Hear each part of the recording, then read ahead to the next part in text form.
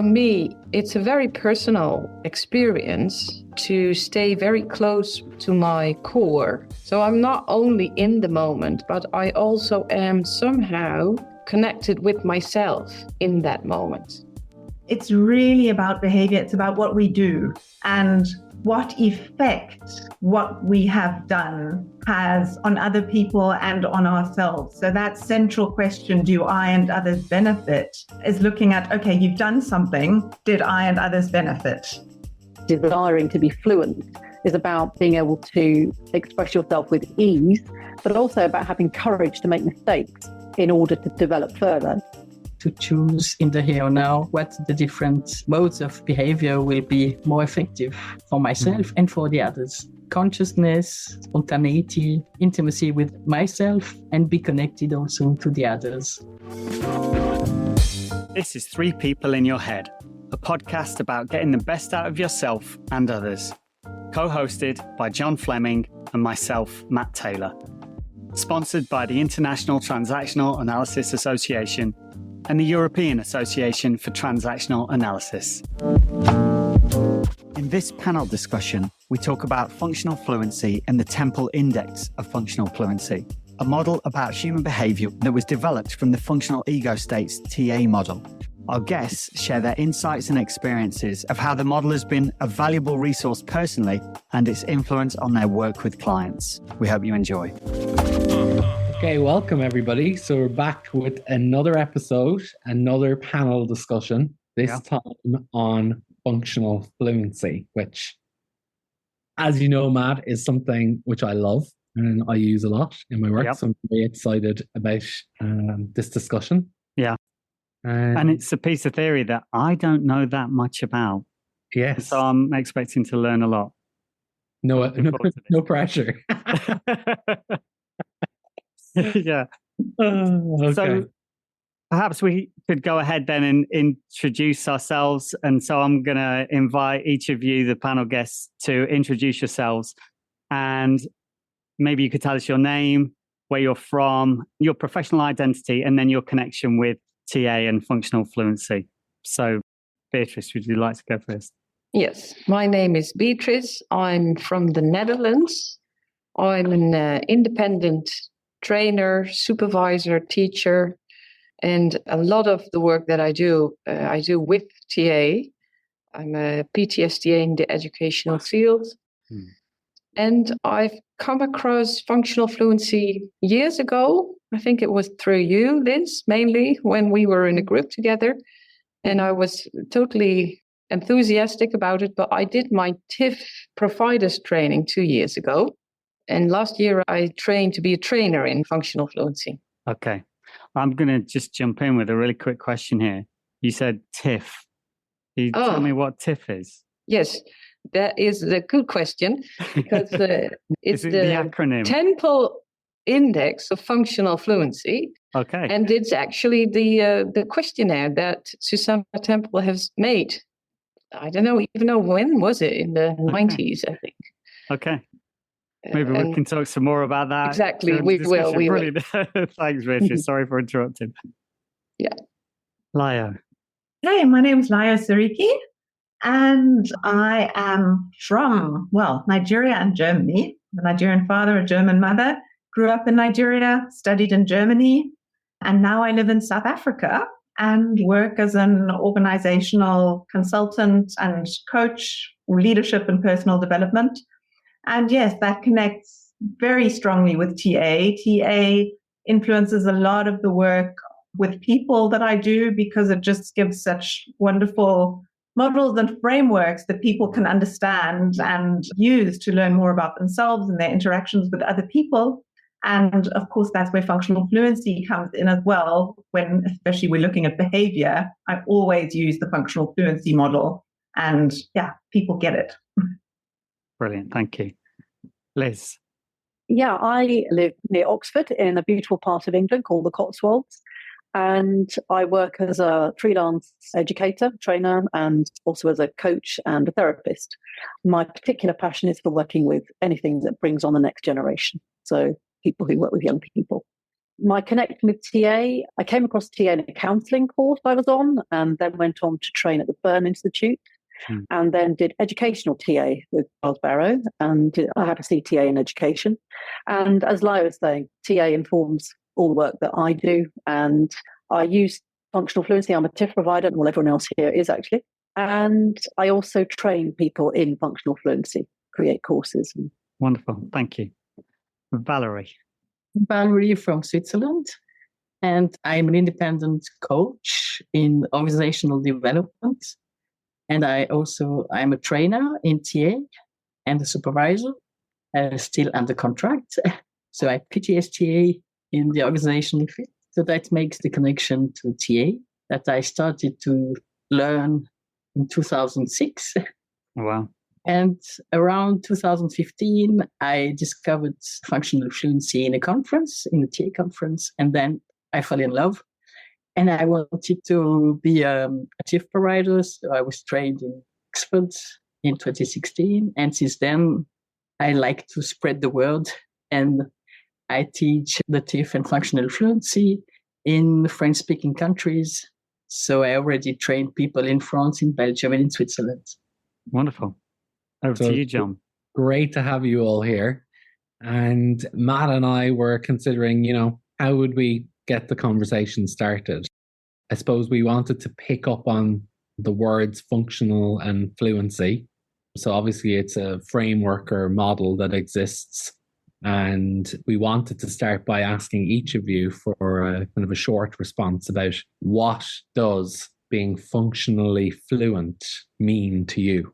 So we felt like that might be a good place to start for our listeners. Mac, if you could guide us around and hear people's initial responses to that. Yeah, so maybe we could go with initial responses again in the same alphabetical order. Beatrice, what does it mean to you? Yeah, thank you. I found that an interesting question to ponder about a little. And for me, it's a very personal experience to stay very close to my core, and feeling that my thinking, my feeling, and having options are really something that I consider. So that is what functionally fluent means for me as a person. So I'm not only in the moment, but I also am somehow connected with myself in that moment. Yeah. Okay. Layo. Yeah, for me, that's also a question that I keep pondering and that keeps coming back for me. And just now when you were asking the question, I remembered that actually what first got me about functional fluency was that word functional, because I didn't mention that in the intro. My first degree was in engineering, so I'm an industrial engineer as well by training. Wow. And I like it when things work and when people work.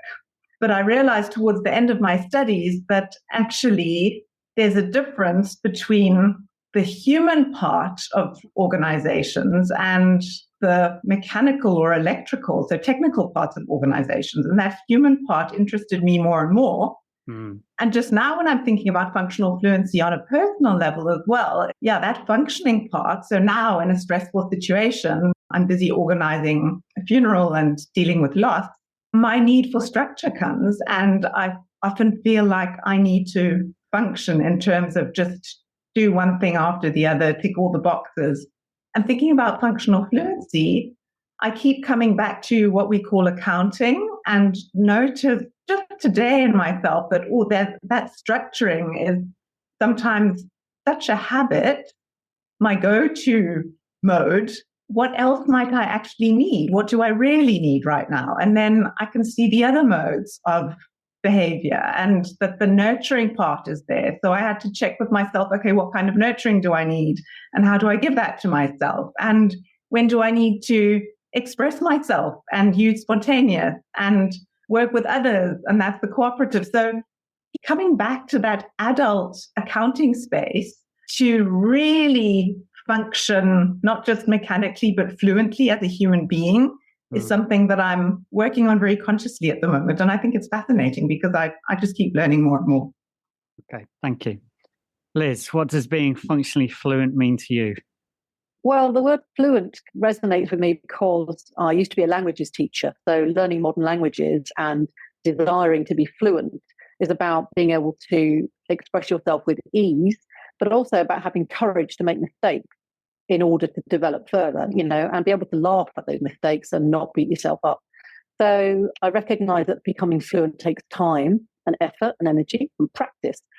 And I suppose for me, it's a journey of making sure I'm in balance, balancing the way I use my energy, what I give out, and how I need to pop up my energy.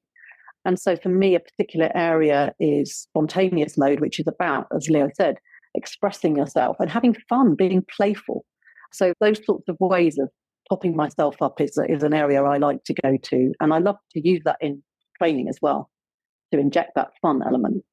Thank you. That's great. Valerie?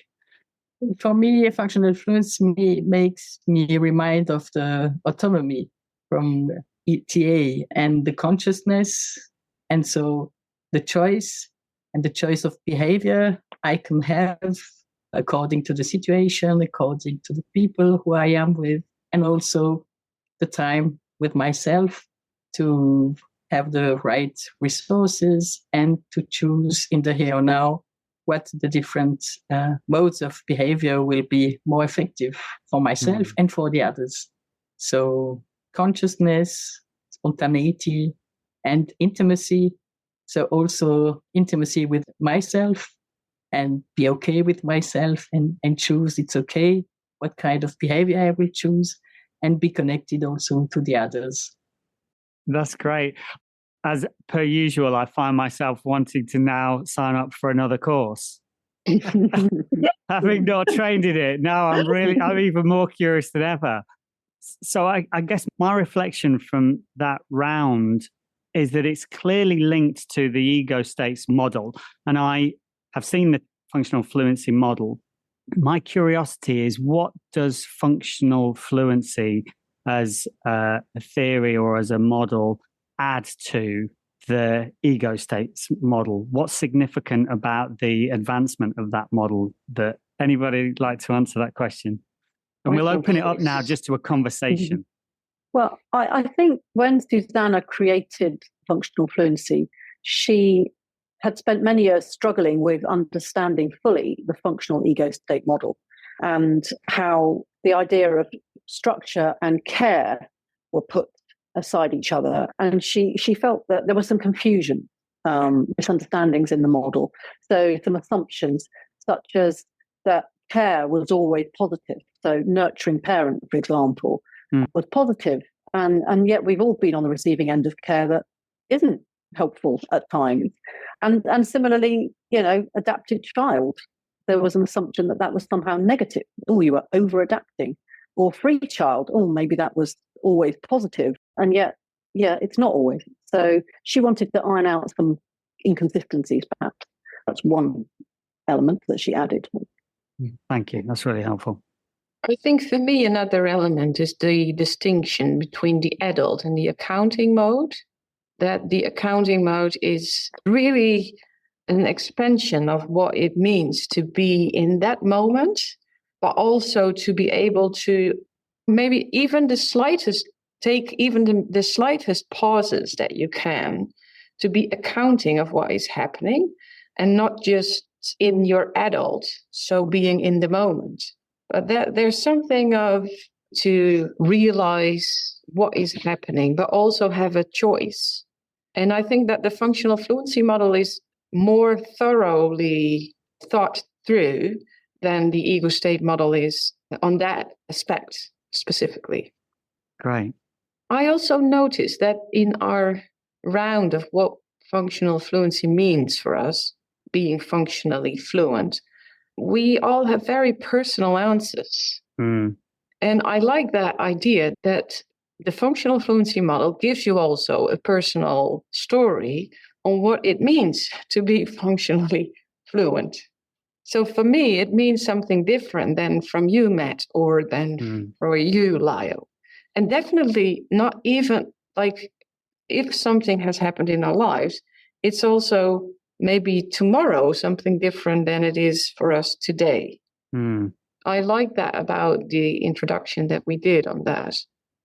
Something that really sticks out for me about functional fluency as well is that it's really about behavior. It's about what we do and what effect what we have done has on other people and on ourselves. So that central question, do I and others benefit, is looking at, okay, you've done something, did I and others benefit? And that's really about this, what we're doing. Okay. And how we benefit from it or not. So it's a focus on behavior. Yes. And performance. Yeah. Okay. I would add to that as well from my own perspective is that for me, functional fluency has been a really helpful evolving of this idea of how we look at behavior in TA, because for me personally, and I definitely resonated with what you said, Liz, about Susanna's struggle, is that when you have structural ego states and functional ego states look so similar, I always got confused between who I was and what I was doing, and got that really muddled up all of the time, both as a person in the world and also began to notice that I did that as a practitioner, so that I would often make sloppy interventions about identity and behavior as if they're the same thing. Right. When actually they're separate. And functional fluency has really helped me be much more intentional and competent about how I make useful interventions that are around identity and useful interventions that are around what the client does or doesn't do in their life. I've personally found that life-changing. Right. Yeah. Thanks, John. And sometimes it can be also frightening of talking about behaviors. And for people who have their blocked door, according to Paul Ware, in behavior, maybe it needs more to construct the alliance and the trust before we can use functional fluency. So are you saying that with your work with individuals and groups that you somehow have to create a sense of psychological safety or work harder with that before addressing behavior sometimes? Sometimes, yes, because talking about behaviors can be very judgmental for some people. And so they need an introduction. Yeah, I can relate to that. I like your connection with the where doors, Valerie. It's about behavior, feeling and thinking. Yeah. I've got a question, and I think this is important. A number of you have mentioned Susanna. And maybe we could talk a little bit more about how functional fluency evolved. I know, Layo, you mentioned the need, or was it Liz, the need for more clarity with the ego state model and what was happening with the functional model. So perhaps you could tell me a little bit more, if you know more about Susanna Temple and how it all evolved. Well, one of the things Susanna wanted to do was sort of create a model which showed a menu, if you like. The idea was it was like a map which gave you a menu to choose from. And the example she used when I was talking to her was if you went to her house for a meal and then you turned up and she asked you, what would you like to eat? If I don't know what's on the menu, how can I choose? So she was wanting to give a menu of positive ways we could behave, which would result in this everybody benefiting, and help us to see what would happen if we slipped into old patterns of behaving, perhaps, old scripty ways of behaving, which she denoted with the purple. So she chose the colours quite significantly, the gold modes of behaviour being the positive ones, based on being at the beach in Devon, where she used to live, seeing the sunshine, blue sky, golden sand, and just thinking, oh, this is just a picture of peace and harmony. And that was her thinking. We behave in the gold mode, we are more likely to have an outcome which is peaceful and harmonious. Yeah. And then another day she was on the beach and there were big storm clouds, really, really big, fat, thick, dark, purpley grey tinged storm clouds. And she thought, storm coming. And again, if we fall into these less effective ways of behaving, it's not likely to end well. People are likely to get injured, as we say, either emotionally or, possibly physically. Right. I guess it would be useful for us to have the model with the purple and the gold on the link to our website. So if you're listening to this and you've not seen the model, we'll post it on the website and have a link in the show notes as well. Yeah, and this is a good time to plug a very free resource that's available as well, which is that on Functional Fluency's website, there's a free introductory pack that you can download, which actually has the graphic and all of the information about all of the modes. So we can stick that in the show notes as well, Matt, so that people can go download that for free, which is great. Great.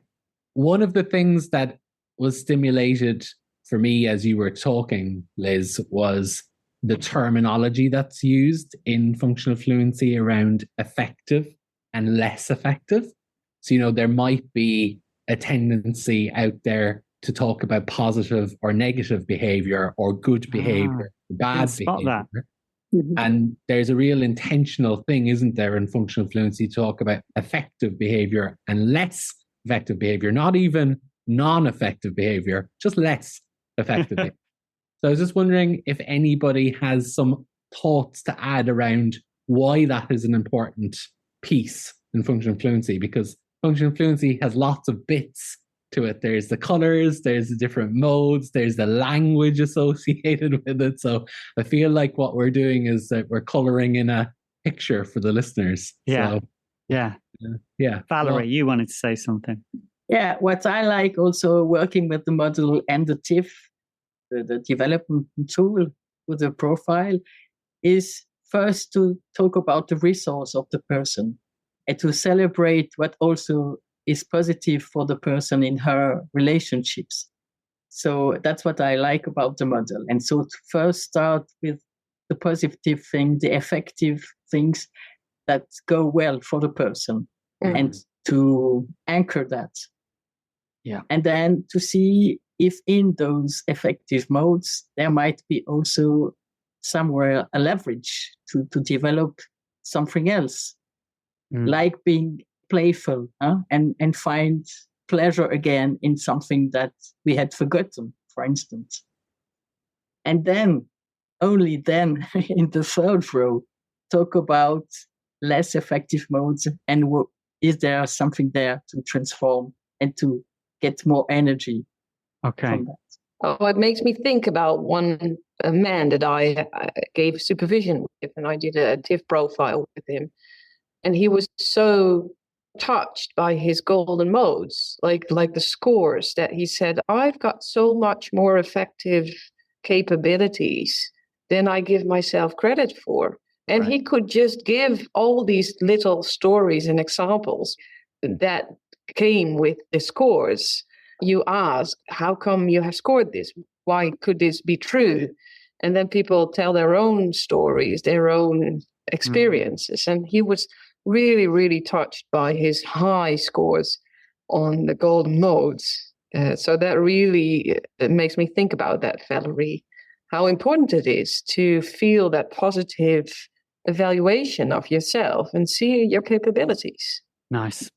I agree completely. And I just remember from this conversation that the functional fluency model has also come quite far. So this model has also developed over time. When Susanna first developed this, and in the documentation, in her dissertation, it was actually still called positive and negative modes. So it did start out with a more, well, not black and white, but binary, sort of more in that direction. And it came because there was this yearning for more harmony and more gold. But Susanna, in the context that she worked within schools in the UK, she saw a lot of storm clouds and she saw a lot of conflict and people really struggling with their interpersonal relationships. So I remember there is a sentence that goes something around the basis for this was just seeing the relational human needs in the UK educational context and trying to find a model that would help people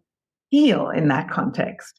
So there was the yearning for the positive, but the seeing of the negative. And then as Susanna and other people started using this more and more with people, I think recognition grew that more positive grows out of strengths that we already see, like Valerie has said. So that focus on the positive is actually useful for growth and healing. And that's why now we say effective and less effective. And we're still developing this. So it's a model that is also growing and developing in its nuances, I think, over time. That's great. And I'm hearing that the profiling, I'm not sure how this works, but I imagine it's a consultation of sorts where you answer a load of questions. I'm hearing that in itself has a lot of accounting in it. So what you were saying, Beatrice, about accounting for people's strengths, which often, the parent and child ego states, there's a lot of discounting taking place. And so even going through the profiling itself could be a useful, therapeutic, beneficial practice. So absolutely.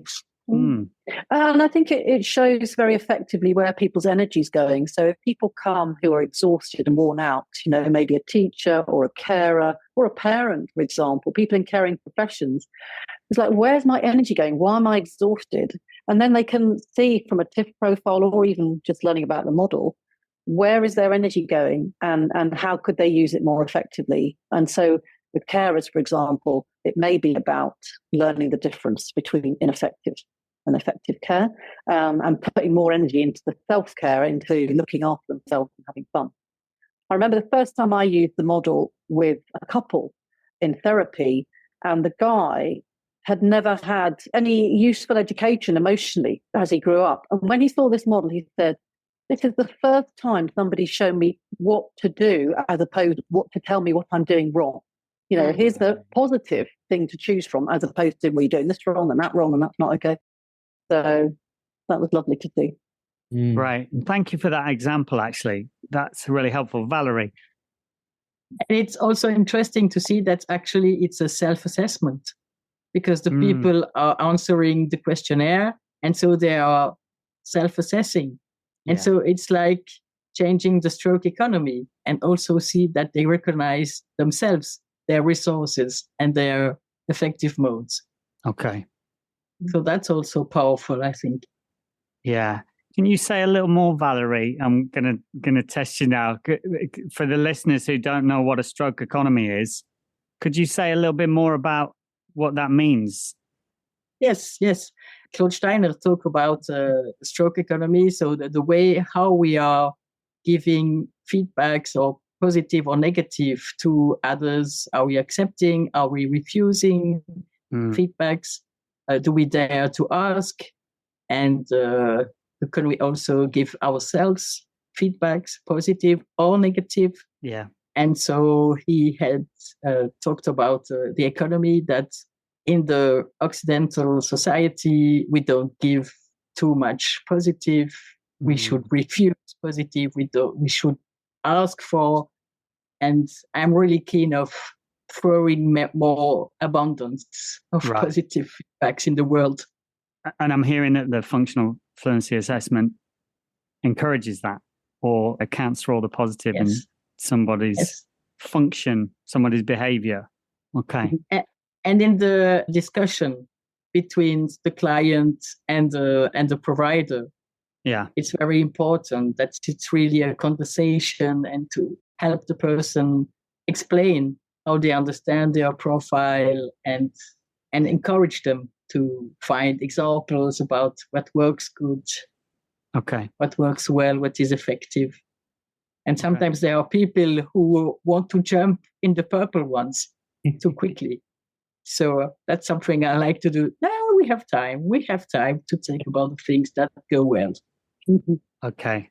So you have clients who immediately focus on where they feel like they're not enough. Yeah, absolutely. And then, rather than accounting for all of their strengths. Okay. Yeah, what do I do wrong? Yeah.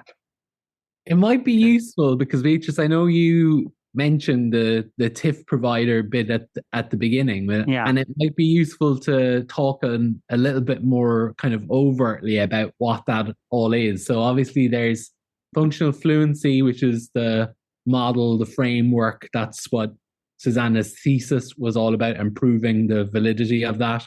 But then there's the TIFF, which is separate to functional fluency but connected. So could somebody talk us through exactly what TIFF is and how it works? Exactly. No Exactly. pressure. Should I have a go? And the others will go on, help me? Okay. Go for it. So actually, the thesis was on TIFF. So TIFF, the Temple Index of Functional Fluency, was a measure that was created to assess or to measure how effective someone's behavior is. So how much is effective, how much is ineffective, and there are a lot of numbers behind that.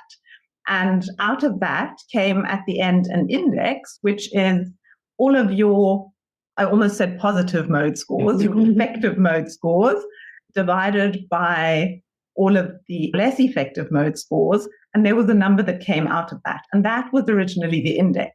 And all of the questions that are behind that, so questions were developed. It was a whole long process of finding these 9 modes of behavior. And then behind each mode, there are 6 descriptors.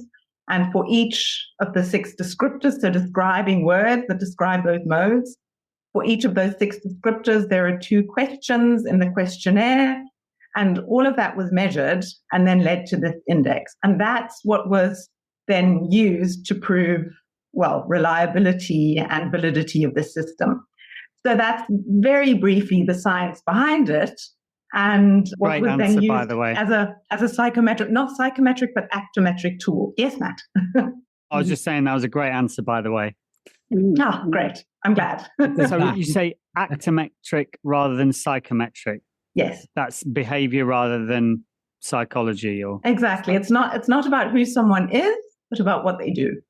Brilliant. Okay, that's really helpful. And in practice, what does that mean? Because people will probably be familiar with the term psychometric and have some ideas about what that involves, and maybe less familiar with the term actometric. In fact, I wonder, did Functional Fluency actually coin that term? Has anybody used the term actometric before? So I've never heard yes, it before. it's measuring your behavior, and why do you feel like that is different from a psychometric, and why is that useful? Anybody got some ideas about that? Well, it reminds me of the connection that we sometimes make with the co-creative model in TA, so that when you look at the structural ego state model and you think about the adult and the integrating adult as a pulsating energy that brings our different stories that we hold within ourselves, within the here and now. And then the functional fluency and the TIFF list is focusing more on how we actively behave then, sometimes accordingly to what is happening inside, but sometimes also differently from what we are feeling inside. I don't know if that is a helpful answer to you. Yeah. I like what you said, Beatrijs, about the pulsating energy thing. So that's something that's very different about TIFF as an actometric to psychometric assessment. And when you use a psychometric assessment, you're trying to find out what personality type, for example, someone is. And then there's a clear type. And then if you know their type, this is sort of the structure behind that, and the person learns to understand themselves. And what this does is it shows a snapshot of someone's behavior at a particular point in time. Right. And that's very much determined by where that person is at the moment, what's happening in their lives. And that might be different in a year's time. So it's not as stagnant or static. It's more pulsating, like you said. Yeah. Right. And sometimes contextual. For instance, I use also TIFF in my TA trainings, and the people can do their TIFF, so their personal profile, at the beginning of the training, and they can do it 1 year later. And so they can analyze the difference, if there is a difference, and then they can discover and make the links with all the TA concepts they could study during the year, and make the context and the links, and understand what changed within their behaviors. Okay. I'm really curious. It was mentioned earlier in the answering of the first question, this idea of fluency. It's obviously, function. We've talked about behavior, and you mentioned, Liz, a little bit about fluency. So what does that mean? What relevance does that have to the work? Well, there are these 5 different modes. Oh, no, I'd love to know okay. what those 5 modes are as well, if you can. I know Okay. I'm testing you there, but that'd be really helpful for the listeners as well. So sorry to interrupt, Liz. Carry on. Okay, no worries. So the top of the model is what they would call being in charge modes, if you like. And Susanna separated those into the structuring and nurturing. So that was the effective care. Less effective care would be dominating and marshmallowing. And so marshmallowing is an interesting term, but it's kind of to do with that overindulging. 1 or 2 marshmallows, fine, but a whole diet of it, poisonous in the end, And so that's the top of the model, really useful for any role of being in charge, parent, manager, leader, whatever, and in charge of yourself as well. And then you've got the counting is the heart of the model. Yeah. Somebody once talked to me about that being a bit like a trampoline image for her, where she went and had a bounce while she thought and reflected. And the bottom of the model is divided into, so who'd like to help me out? Being myself.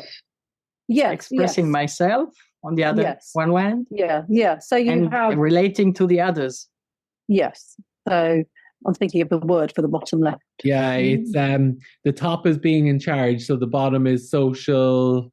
Oh yes, self-expression. Self-expression. Yeah. Right. Okay. So anyway, the bottom is divided up in how we do that effectively or ineffectively as well. And to become functionally fluent, it's about being able to choose your blend, if you like, with ease. So in this given situation, as Layo was describing, what do I need right now? I've got this particular situation. Do I need a bit more? Oh, I think I'll have a little bit more of, this mode. Some people talk about it being like a bit of a mixing bowl. And, what ingredients do I need to put into the bowl in what measures to get the best outcome for a given situation? So that is what you'd be doing that more fluently. You're just doing it kind of almost automatically without having to think too much about every single individual case. I don't know if that makes sense. It does make sense to me, but that's because the model is really familiar to me. But what's really getting stimulated for me is how exciting that idea is to me. Like how appealing it is to me that I get to bake whatever sort of cake I want to today that's going to work for me. The freedom that gives me in the world. And I think that's the key piece to your question, Matt, about like fluency, is that I can be totally who I want to be in the most effective way I possibly want to be at any moment. So instead of it being kind of like a prescriptive model of this is what you should do, it's like, well, do whatever is going to work for you right now in this moment. And that might be different in 2 minutes' time. And I find that really kind of enlivening. I almost feel like you use the mixing bowl metaphor, Liz. For me, it's like dancing. Yeah, I love that. Yeah, I always think of functional fluency being like those machines that are in bowling arcades. Became really popular in the noughties.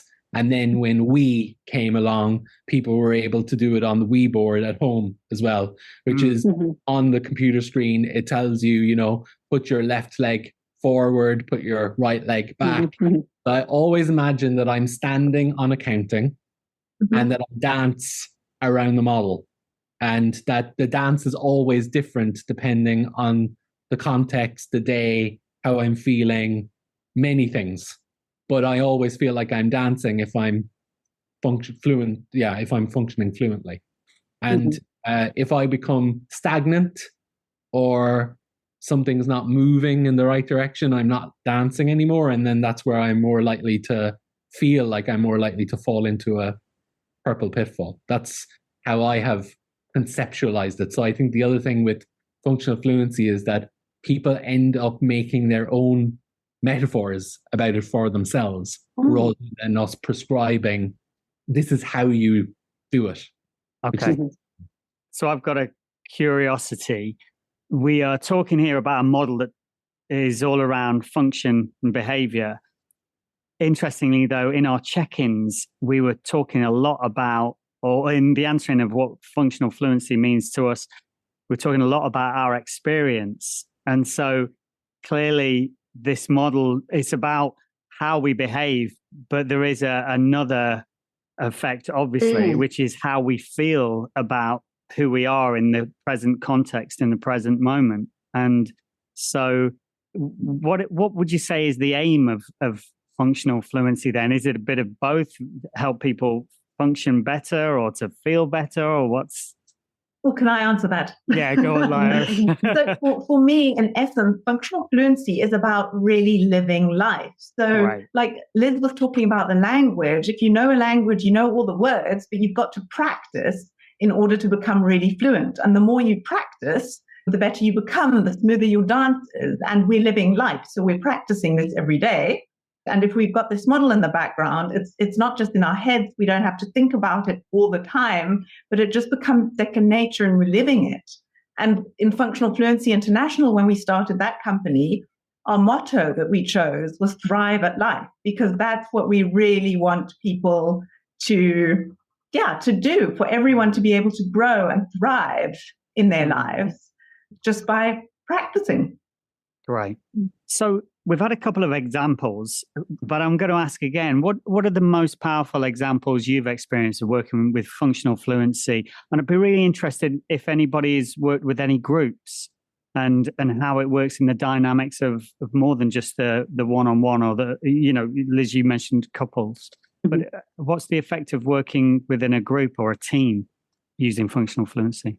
I had a peer supervision group once that was working with each other for years and years.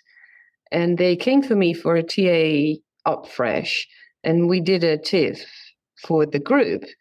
And it was so interesting that they knew so much about each other on the scores that they have, but also that there was so much love of these people for each other, while the person, the professional self, was sometimes very critical on some scores or some, how do I do that? Oh, these are my purple pitfalls. I don't like that.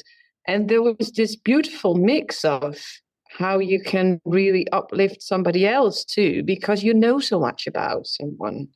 And that was a very interesting experience for me.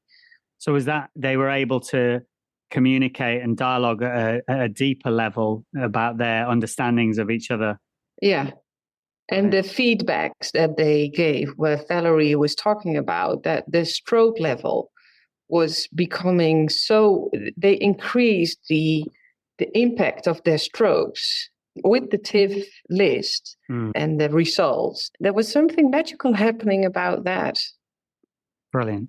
Yeah. Okay, love it.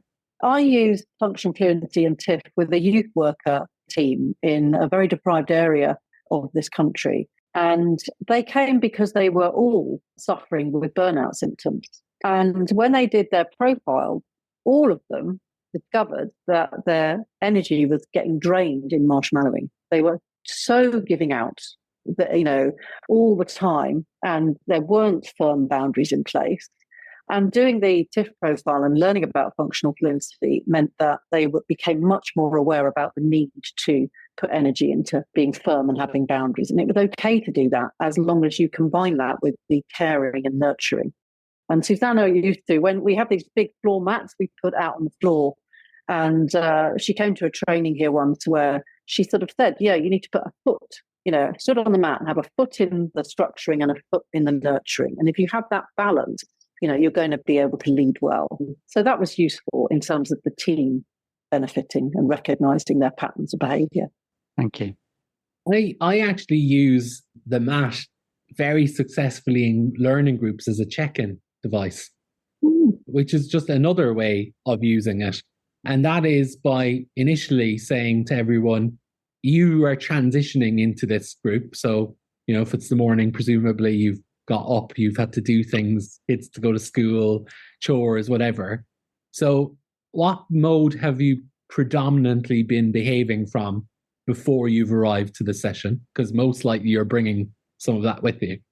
So what you do then is constellate. It's amazing because all these people step onto the mat and they're like, well, this is how I'm showing up, which really opens up things at a psychological level.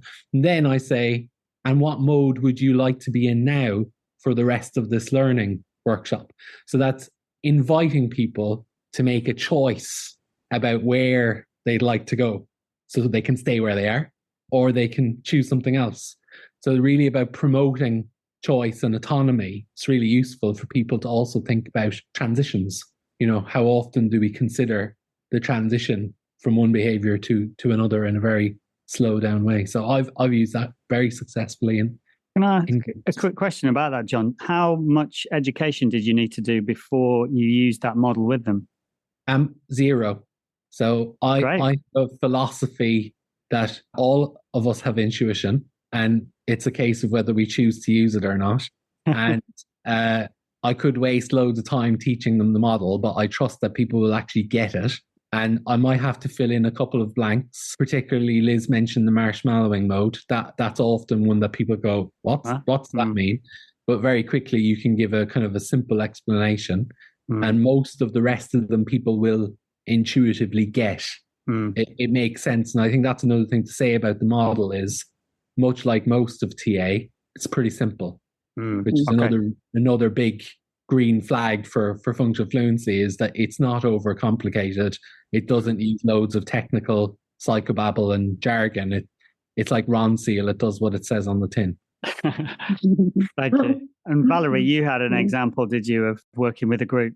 Yes, I also worked with the maths with two young professionals that were having a conflict. And it was really interesting first I saw them separately and describe exactly the same events. And then when I saw them together, I said, oh, it's interesting. You describe exactly the same events. So I propose you go on this maths and you describe how you felt and how you experienced the different events. And so they really very intuitively, like you said, John, went from one purple mode from immature, for instance, or the dominant. And so they could see the impact each had on the other. And then I said, what would you like? Because the contract was a mediation. So for mediation, you need a contract or an agreement at the end. And so they could really dance on the mat and talk about the agreement. And at the end, I said, now you can say to each other what you like from each other, what was difficult and what you agree on. And the lady told me, oh, you're doing couple therapy. And I said, if you feel like that, maybe that's just a way of experiencing intimacy. But and it was really nice to see their faces at the end of this moment. Right. So can I give one more example? Because I've been thinking about that. So I have 3 kids, 3 sons, and one of them was 15 last year. And he really didn't want to go to one particular class in school.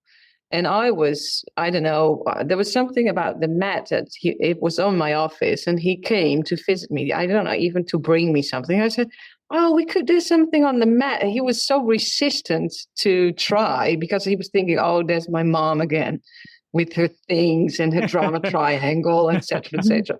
But then he got on the mat and he was like exploring how he felt about this particular course. And his whole body was saying, I not actually want to do this. But then in the end, there was something that was clicking for him. And he was, I think it was on the spontaneous mode.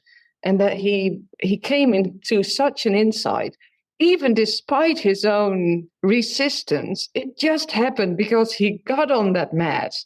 And so he knew then, this is what I want to say to my teacher. She doesn't respect me. And I do want something of that respect before I can enter that course. And then we could talk together. What is it that you're going to say to her then? And in what kind of voice or tone? Or what are the different ways that you can do that? And I was smiling in myself because, a 15-year-old who doesn't really want to do it, but that the model is so effective. And then he was pleased with it. And he's still in that course today. So, yeah. Great. That's super. I love that example. I love all those examples. And something that I just want to mention is that you sometimes all said, well, in those modes and so on, And what I'm really picking up also with working with other people using the mat, the model in whatever form, is that it's less like you're stepping from one mode to another, like being in it, but more like you're traveling around a platter that you can pick from. Yeah. So there's nothing that gets you actually stuck because you're not actually in it, but you're using all those things that are in there. And that's a huge difference for me. Yeah, it's like tapas. Right. Yeah, tapas. I like that. Yeah. I like that. That's great. Love tapas. No, I'm just aware that we could probably talk for hours, but I think we should think about closing our conversation off. Yeah. And what I'd like to do is invite each one of you, and we'll go alphabetically again, each one of you to reflect on anything that's been significant for you in this conversation. Possibly if there's anything that we haven't said that you think is really important about the functional fluency model. That was exactly in my head, Matt. We're so aligned sometimes. That was exactly, I was going to say, something that's significant or something that has been unnamed that would be useful to name. Yeah, we'll go with Beatrice first. I think that what we haven't talked about is how the questionnaire provides stories that Susanna has thought of. But then when you talk about the results with the person that did the questionnaire, you talk about the personal stories that someone has in mind with those. How do you call them in English? I have a black. You mean the questions or the descriptors? The descriptors. The descriptors. Okay. Descriptors, yeah. So the little stories that the descriptors and that the little personal stories that come with the descriptors. So, for example, what does bossy mean to me? And how have I experienced that? And how am I experiencing myself within that? Can I share some of the stories that I hold within me? And I think that is where the personal insight and the behavioral really connect and come together, and the integration takes place. Thank you. Yeah. I'm also taking away how there are probably countless different ways of describing functional fluency and what it is. And there's that closeness to TA because it's inspired by TA. That's where it comes from. And then I sometimes see, I don't think it's a danger. Danger is not the right word. But because there are similarities, one can easily also confuse some aspects of functional fluency with something that people know from other TA concepts.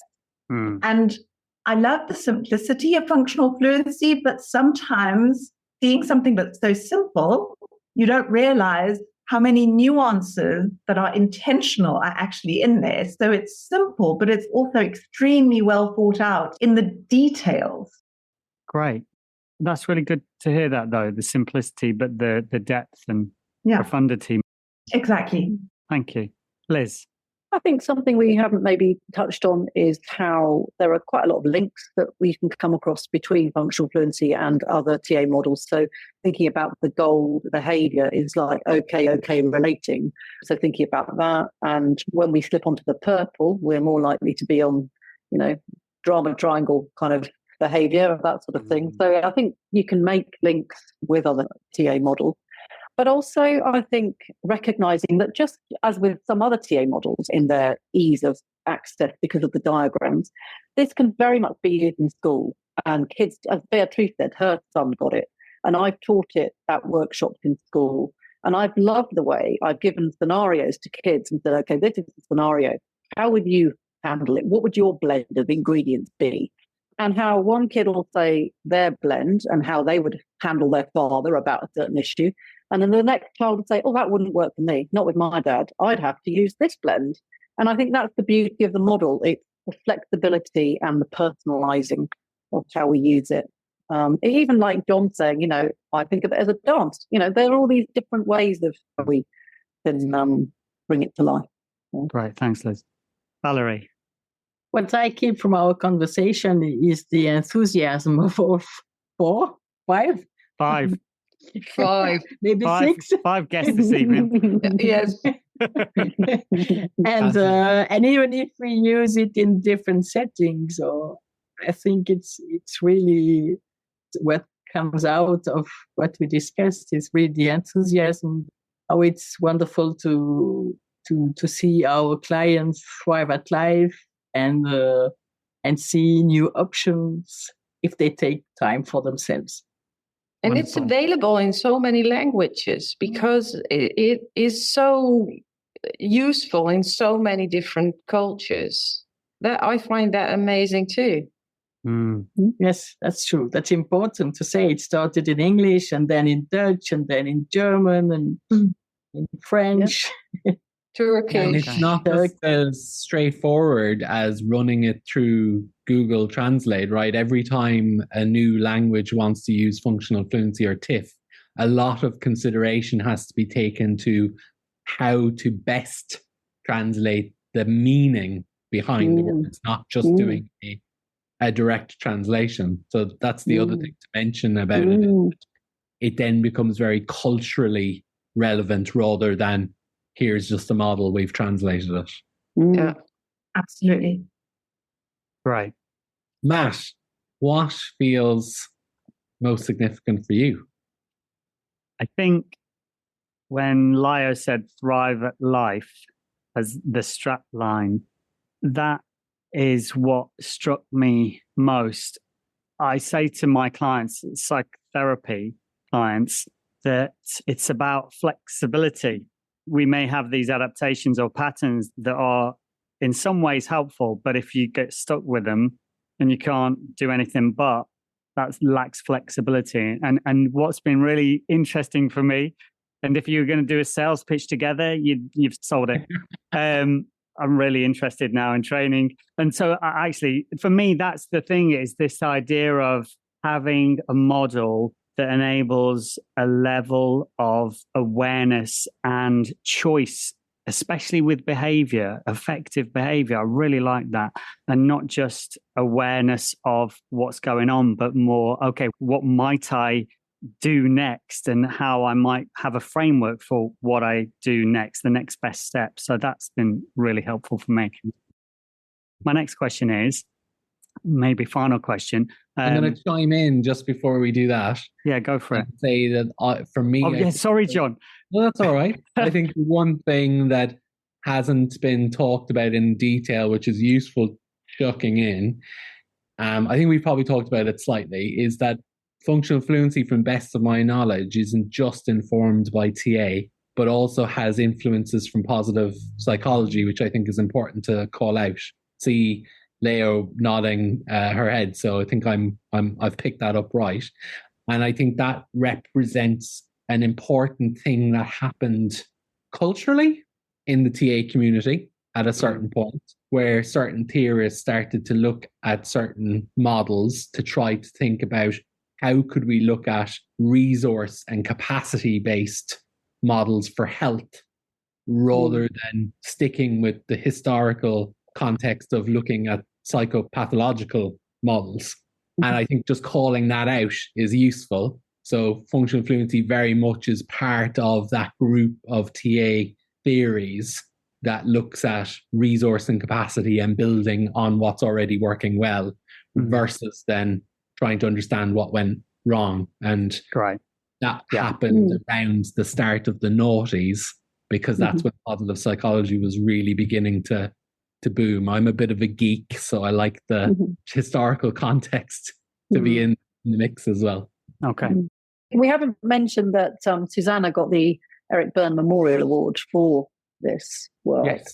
And interestingly, Trudy Newton also has just got the EBMA for her positive, resourceful work with the health system. So another TA model focusing, as John said, on health promoting work. Yeah. Great. Going to wrap it up there, because I'm sure there's loads more we could say. Beatrice, Layo, Liz, Valerie, thank you so much for your time, for your contribution, and we really appreciate it. And John, who's trained in it, had a lot to say, which is fantastic. Half host, half guest this time. Yeah, great. Thank you so much for your time. Really appreciate thanks, it. everybody. You're welcome. You're welcome. As always, if you found anything in today's episode interesting, please feel free to reach out. You can visit our website, which has lots of information and resources, tapodcast.com. You can connect with us on all major platforms such as Instagram, Twitter, LinkedIn, and Facebook. And you can email us at info@tapodcast.com. If you aren't already, please follow us wherever you get your podcast from. And we would really appreciate a review on the platform you're listening on as well. It helps raise the profile of the podcast and TA. Thanks for listening. This episode is sponsored by the International Transactional Analysis Association.